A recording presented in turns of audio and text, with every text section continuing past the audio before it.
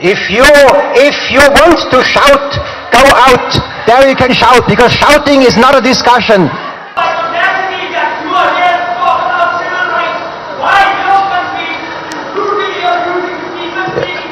That is what it is. If you want to discuss, come here, we discuss, but don't shout. Shouting is not a behavior. Shame on you. So, I would actually... So,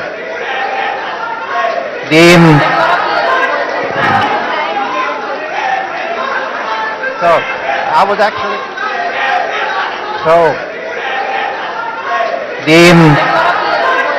Good morning, everybody. It's a great pleasure and privilege for me being able to be here today with you to celebrate and also keep alive and drive on the legacy of Asma Jahangir.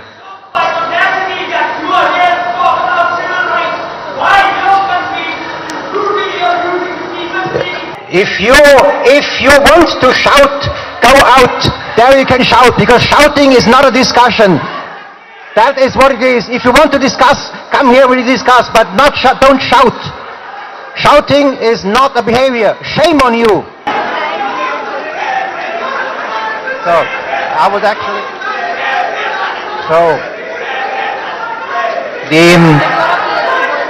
Germany is a proud supporter of this conference for many years now.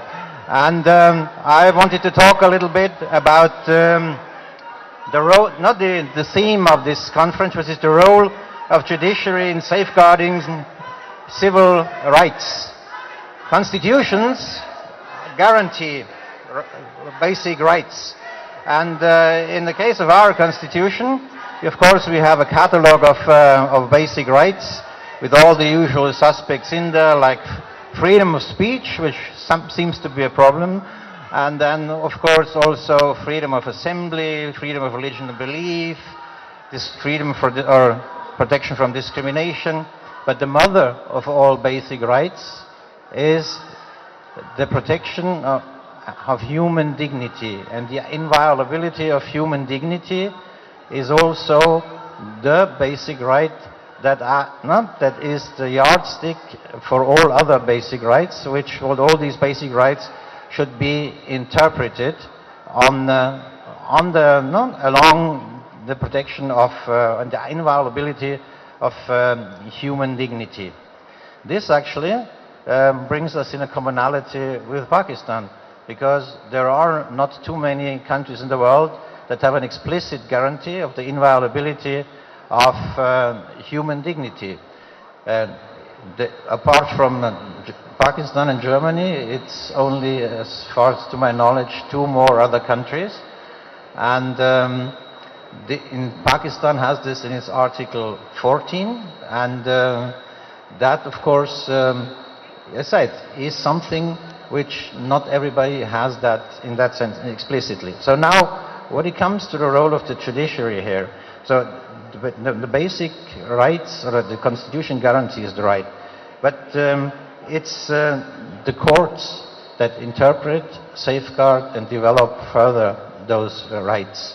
And in our case, is also the Constitutional explicitly says that no basic rights have to be, or is the guardian of those rights, and therefore puts in the safeguard that, how to put that,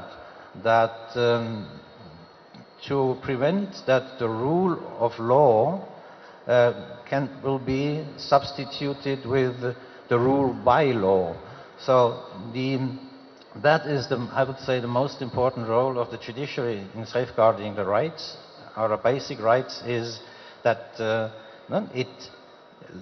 it guarantees that it's not only on a paper, but it's also implemented and really protecting us every day in our day-by-day life from violations of our human rights. And when it comes to the protection and inviolability of human dignity,